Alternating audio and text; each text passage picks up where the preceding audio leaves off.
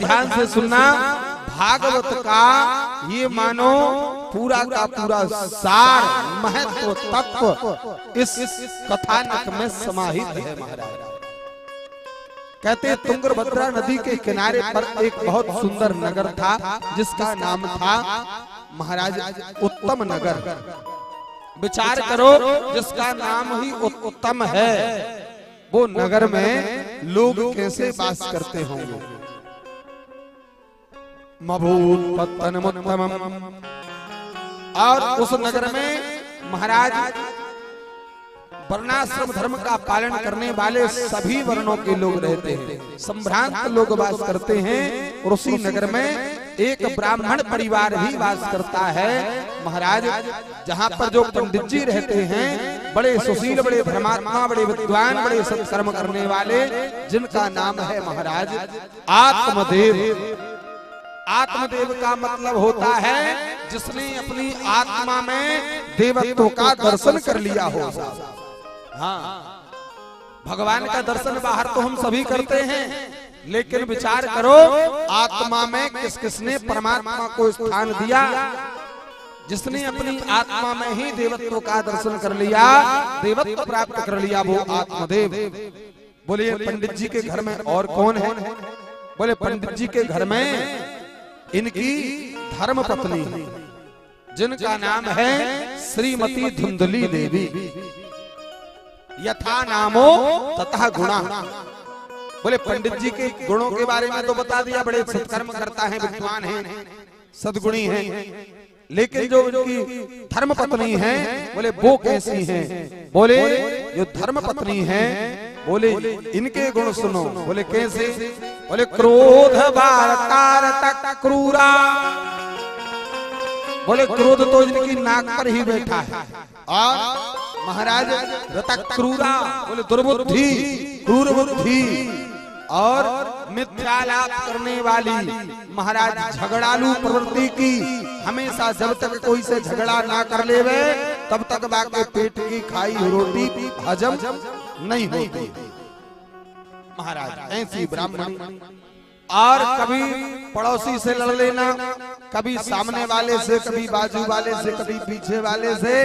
महाराज पूरे गांव में एक घर नहीं बचा जहां पर उसने झगड़ा ना कर रखा हो। लेकिन जैसे ही पंडित जी सायंकाल लौटकर घर आते हैं तो महाराज जल की कलश भरकर ऐसे खड़ी हो जाती है दरवाजे पर, मानो सती अनुसुईया के बाद दूसरा नंबर इन्हीं का है। हाँ, दूसरा नंबर इन्हीं का है महाराज, ध्यान देना। लेकिन इसलिए पंडित जी की नजर में बड़ा आदर है महाराज। लेकिन बड़ा सुंदर पंडित जी का व्यवहार गृहस्थ चल रहा। बहुत दिन बीत गए, बहुत दिन बीत गए। पंडित जी ने, किसी ने पंडित जी को एक गाय दान में दी, गौ। पंडित जी गौ माता को पाकर बड़े प्रसन्न हुए, क्यों घर में दोनों के अलावा कोई तीसरा था ही नहीं। तो महाराज बड़ा प्रेम दुलार गौ माता के ऊपर पंडित जी का, बड़ी सेवा खुशामंद की। पूरे गांव भर की गाय एक तरफ और पंडित जी की गौ माता एक तरफ। महाराज लोग देखने आवे, इतनी सुंदर गौ माता की सेवा करके महाराज ऐसी लाल बम हो रही गौ माता। लेकिन वो गौ माता महाराज 4 वर्ष हो गए, 5 वर्ष हो गए, 6 वर्ष हो गए, अभी तक महाराज जनी नहीं। कहते हैं भैया, एक स्त्री का मातृत्व तो तभी पूर्ण होता है जब वो संतान को जन्म देती है। एक स्त्री का, माता का मातृत्व तभी पूर्ण होता है जब वो संतति को जन्म देती है। और भैया वो गाय महाराज वो तब ही महाराज जननी है कि जब वो अपने शिशु को जन्म देती है महाराज। लोग कहने लगे, अरे ये पंडित कितना अभागा है, ये ब्राह्मण। बोले इसके तो यहाँ संतान नहीं है। तो नहीं है, अरे जो गाय गौ माता जिसके घर में आने से वो भी बांझ हो गई महाराज। गौ माता भी बांझ हो गई, खूब खा रही है और बढ़िया मोटी ताजी हो रही है। लोग ऐसा कहने लगे महाराज। अब पंडित जी ने सुना तो मन में विचार आया, बात तो सही है। लेकिन टाल दिया होगा, देखा जाएगा। महाराज पंडित जी एक दिन एकादशी की पूजा करने किसी के घर गए तो उसने तुलसी का वृक्ष दिया पंडित जी को, और तुलसी का वृक्ष लाकर पंडित जी ने घर में लगाया। भैया वो तुलसी का वृक्ष थोड़े दिन तो खूब हरा भरा रहा और उसके बाद अपने आप सूख गया। अब लोग देखे तो बात करें कि अरे ये ब्राह्मण के घर में तो तुलसी का वृक्ष भी नहीं हो रहा। पंडित जी ने दूसरा वृक्ष लगाया, वो भी सूख गया, तीसरा लगाया, वो भी सूख गया। महाराज पंडित जी ने सोचा ना जाने क्यों हमसे हमारे पूर्वज रुष्ट हो गए, हम उनको जल भी देते हैं। भैया देखना भागवत में लिखा है अगर तुम्हारे घर का तुलसी का वृक्ष तुम लगा रहे हो सूख जा रहा है तो इसका मतलब जानते हो तुम्हारे पितृ तुमसे प्रसन्न नहीं है, वो रुष्ट हो गए या उनको तृप्ति नहीं मिल रही है। ब्राह्मण देवता ने बहुत कार्य यजन किया अपने पितरों को संतुष्ट करने के लिए, और अब तो महाराज लोग बाग में लोगों ने उस रास्ते से निकलना ही बंद कर दिया। क्यों?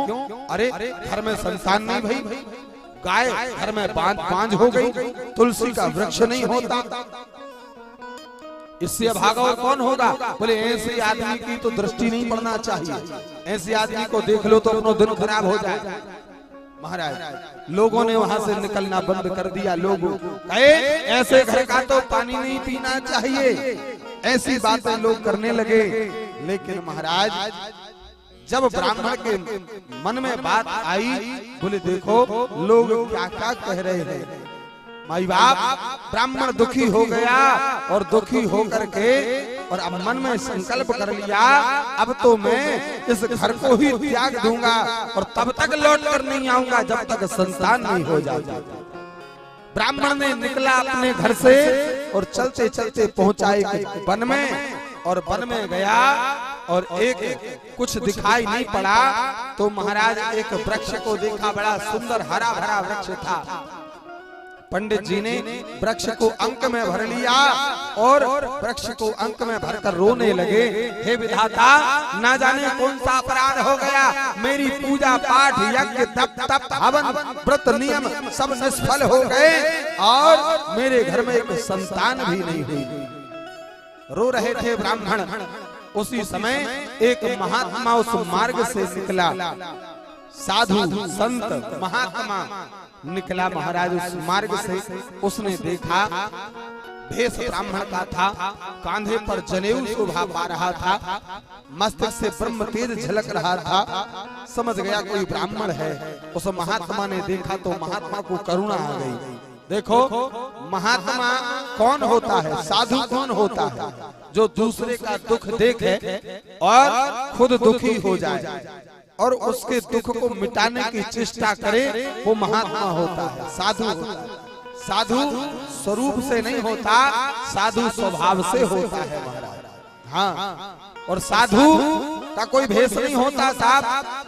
आप कहो कि दाढ़ी बड़ी बड़ी होवे, जटाएं बड़ी बड़ी होवे, लाल पीले वस्त्र होवे, ना ऐसा कुछ नहीं है। साधु आपको पैंट शर्ट में भी मिल जाएगा, हाँ साड़ी ब्लाउज में भी मिल जाएगा, सलवार सूट में भी मिल जाएगा, धोती कुर्ते में भी मिल सकता है। जिसकी आत्मा पवित्र है, जो दूसरे का दुख नहीं देख सकता और खुद दुखी हो जाता है, वही साधु है साहब। महात्मा रुके और महात्मा ने रुक करके पूछा, कथम रोदसी विप्रत्वम काते चिंतावलीयसी हे बद तुम सत्वरम मह्यम स्वस्य दुखस्य कारणम।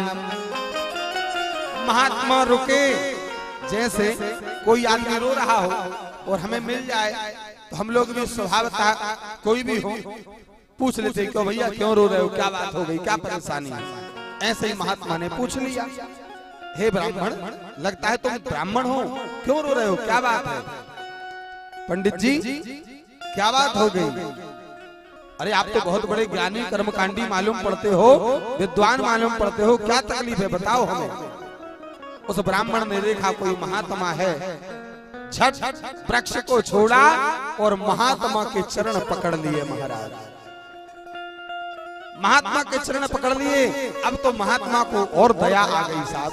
महात्मा ने झुके, महात्मा नीचे, दोनों हाथ पकड़े, उठो भैया बताओ क्या दुख है तुम्हें, क्या तकलीफ है, क्यों रो रहे हो। अब तो पंडित जी ने और जोर से चरण पकड़ लिए, हे महाराज क्या बताऊं मेरे जीवन में बड़ा दुख है। बोले क्या दुख है। बोले ना जाने मेरी यज्ञ जप तप हवन पूजन पाठ व्रत उपवास मैंने सब किया, पितरों को खूब जल दिया, लेकिन सब निष्फल हो गए। बोले क्या हो गया, बात तो बताओ। बोले इसके बाद भी, सब करने के बाद भी मेरे घर संतान नहीं है महाराज। संतान तो छोड़ो, मैंने घर में गौ माता की सेवा की, खूब सेवा की, लेकिन वो भी बांझ हो गई। और वो तो छोड़ो, मैंने तुलसी का वृक्ष भी लगाया, मेरे घर में वो भी नहीं होता महाराज, क्या करूं। और ना जाने कौन से अपराध बस मेरे घर संतान जन्म नहीं लेती है, क्या करूं, मुझे पुत्र चाहिए, पुत्र। महाराज महात्मा ने सुना और ब्राह्मण को अपने बल खड़ा किया और ब्राह्मण को समझाने लगे। महात्मा कहते हैं पंडित जी सुनो, ये तुम्हारी जो ममता है ना, ये बिल्कुल अज्ञान जन्य है। अरे तुम तो ज्ञानी हो, ये क्या मिथ्या भाषण कर रहे हो। मुंचा ज्ञानम प्रजा रूपम वलिष्ठा कर्मणो गति विवेकम तु समासाद्य यज संसार वासना। हे ब्राह्मण, ये क्या तुम कह रहे हो, ये एकमात्र अज्ञान है जो तुम कह रहे हो कि संतान नहीं है, पुत्र नहीं है। अरे भैया, अरे क्या करोगे पुत्र लेकर, क्या करोगे संतान लेकर के, हैं? ये मिथ्या भाषण छोड़ दो, ये क्या मिथ्या भाषण कर रहे हो, ये सबको त्याग दो। बताओ क्या करोगे बेटा लेकर। बड़े ध्यान से सुनना, महात्मा क्या कह रहा है, बेटा लेकर क्या करोगे। बोले बेटा इसलिए चाहिए तुमको, अरे भगवान को धन्यवाद करो। बोले किस बात का धन्यवाद करूं। बोले देखो, अगर घर में बेटा हो जाता तो भगवान की कृपा, और बोले नहीं हुआ तो मानो भगवान की अति कृपा है, बहुत बड़ी कृपा है, नहीं हुआ तो। पंडित जी ने सोचा महात्मा सठिया गया। बोले हो गया तो कृपा, और नहीं हुआ तो और बड़ी कृपा। बोले ऐसा कैसे। बोले विचार करो, जिनके संतान नहीं होती वो साल भर रोते हैं, 2 साल रोते हैं, 4 साल रोते हैं, 10 साल परेशान होते हैं, दुख मनाते हैं, नहीं हुई संतान। लेकिन विचार करो, जिनकी संतान हो गई और होने के बाद वह संतान नास्तिक हो गई, नाना प्रकार के व्यसनी हो गए, शराब मदिरा मांस भक्षण करने वाले, जुआ सट्टा इत्यादि कुकृत्य करने वाले, और कितने संसार में माता पिता ऐसे हैं जिनकी एक नहीं 2-2 3-3 संतानें हैं, उसके बाद भी वो जिंदगी भर रो रहे हैं साहब, जिंदगी भर रो रहे हैं। और तुम क्या चाहते हो, किस लिए, क्या संतान इसलिए चाहिए कि बुढ़ापे में सहारा बनेगा। अरे ये सब मिथ्या है, ये चिंतन छोड़ दो कि बुढ़ापे में सहारा बनेगा। अरे बुढ़ापे में सहारा भैया, बोले जो ये विचार करते हैं एक पुत्र क्या, अरे 4-4 पुत्र होने के बाद भी कई माता पिता बुढ़ापे में दर-दर की ठोकरें खाते, सड़कों पर भीख मांगते मर जाते हैं। विचार करो, क्या करोगे पुत्र होकर। जरूरी है तुम्हारा पुत्र होगा तो बुढ़ापे में सहारा बनेगा, ये गारंटी है या कहीं गारंटी कार्ड मिलता है। अरे किस लिए पुत्र चाहिए, इसलिए कि अंत समय खोपड़ी में एक डंडे में लोटा बांध कर घी चावल शक्कर जौ तिल भर कर जलाया जाएगा जब तुम्हारी खोपड़ी फोड़ देगा, इसलिए चाहिए क्या। अरे जरूरी नहीं है, तुम मरोगे तो पुत्र पास में रहेगा। अरे तुम तो साधारण हो ब्राह्मण, इस धरती के चक्रवर्ती सम्राट हुए महाराज दशरथ, जिनके घर में 4-4 बेटों ने जन्म लिया, और वो 4 बेटे कोई और नहीं, ब्रह्म साक्षात ब्रह्म अपने अंशों के सहित आया था। लेकिन जब मरे महाराज दशरथ तो एक भी पुत्र पास नहीं था, एक भी पुत्र पास नहीं था। क्या करोगे पुत्र लेकर के, और किस लिए पुत्र चाहिए। ये पुत्र की मिथ्या चिंतन छोड़ दो, और अगर इतनी ही ममता है, इतना ही पुत्र से प्रेम है, तो क्या करोगे संसार का पुत्र लेकर? अरे अगर इतना ही प्रेम है तो ये प्रेम तुम अपने ठाकुर पर न्योछावर करके पुत्र मान लो। संसार का पुत्र धोखा दे जाएगा, लेकिन ठाकुर से अगर पुत्र का प्रेम कर लिया तो मेरा बांके बिहारी पुत्र बन के दरवाजे पर बैठा रहेगा, दरवाजे पर बैठा रहेगा, कब जरूरत पड़ जाए। महाराज जब ये बात कही, ब्राह्मण मन में सोच रहा है कि महात्मा तो ज्ञान देने लगे और माई बाप, वास्तव में ये बात सत्य है कि संसार का बेटा तो धोखा दे सकता है, लेकिन मेरे गोविंद को जिनने बेटा माना है, मेरे गोविंद ने उस क्षण, अरे बेटा क्या, जो रिश्ता गोविंद से बनाया जिन्होंने, मेरे गोविंद ने हर रिश्ते को बखूबी निभाया है साहब, बखूबी निभाया है। ऐसी कितनी जगह देखने में आता है, ऐसी कितनी कथाएं भरी पड़ी हैं जहां भगवान क्या क्या नहीं बन गए साहब। द्रौपदी की रक्षा के लिए अरे भगवान महाराज वो वस्त्र बन गए, महाराज वस्त्र बन गए। बताओ, जो चीर बन गया, जब जिस समय भरी सभा में निर्वस्त्र किया जा रहा था, वो दुष्ट महाराज दुशासन की बाह थक गई खींचते खींचते, महाराज मेरे गोविंद वस्त्र बन गए। सोचो, जो वस्त्र बन सकता है क्या बेटा नहीं बन सकता? लोग देखे तो आश्चर्य में पड़ गए, सारी बीच नारी है कि नारी बीच सारी है, सारी ही की नारी है कि नारी ही की सारी है।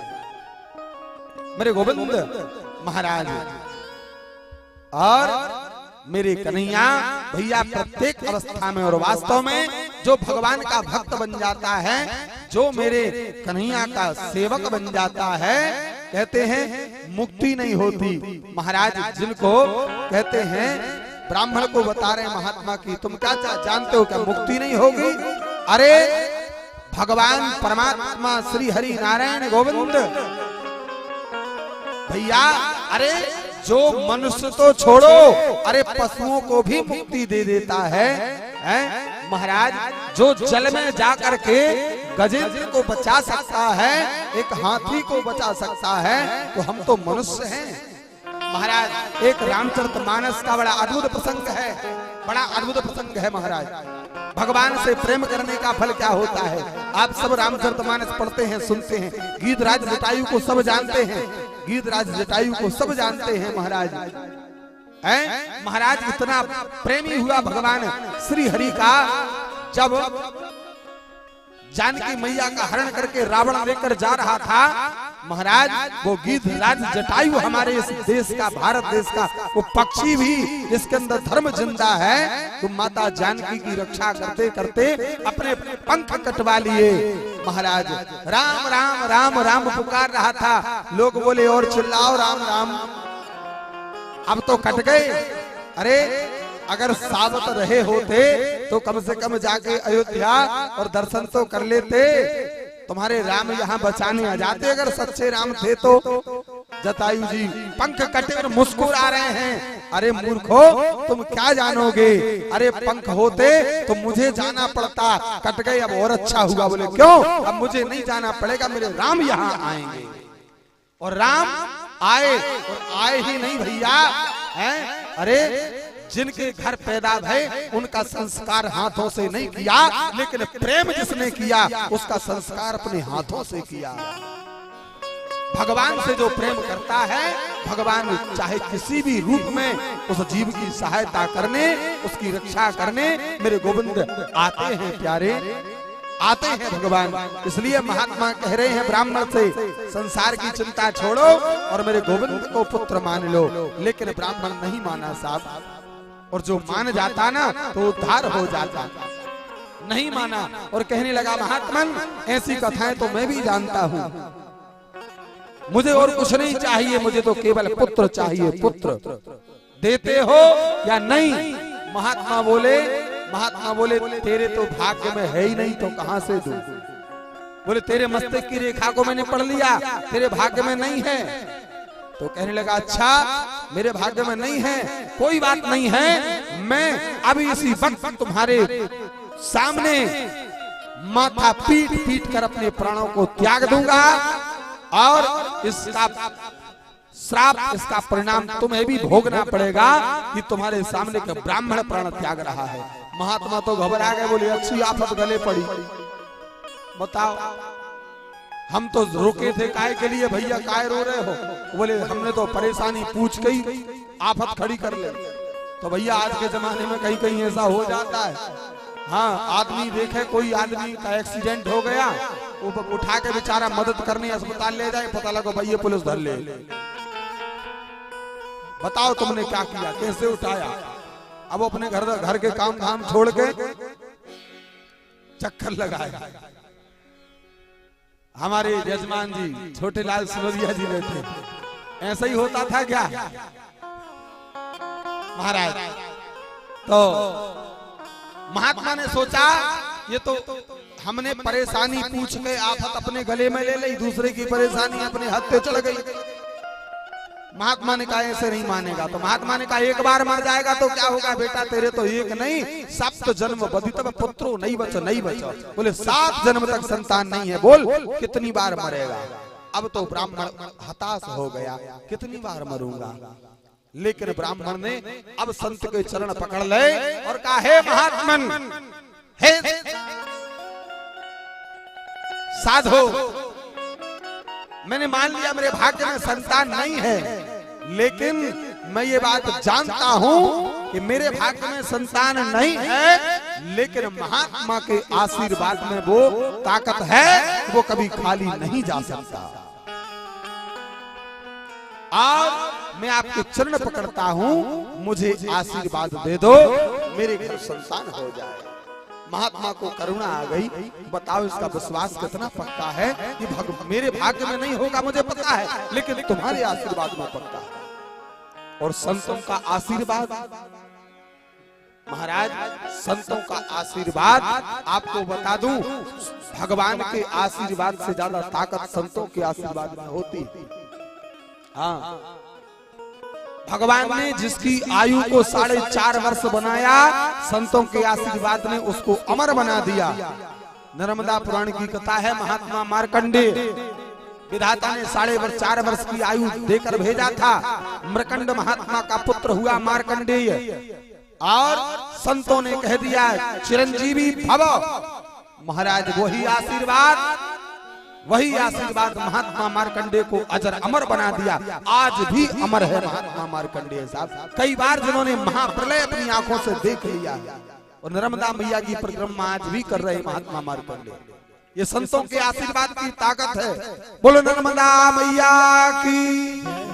महाराज महात्मा के सामने ब्राह्मण रोया, महात्मा को करुणा आ गई, महात्मा ने महाराज फल निकाल कर दे दिया। महाराज आपको बता दूं, वो फल कोई सेब संतरा अनार केला नहीं था, वो फल महात्मा के पूरे जीवन भर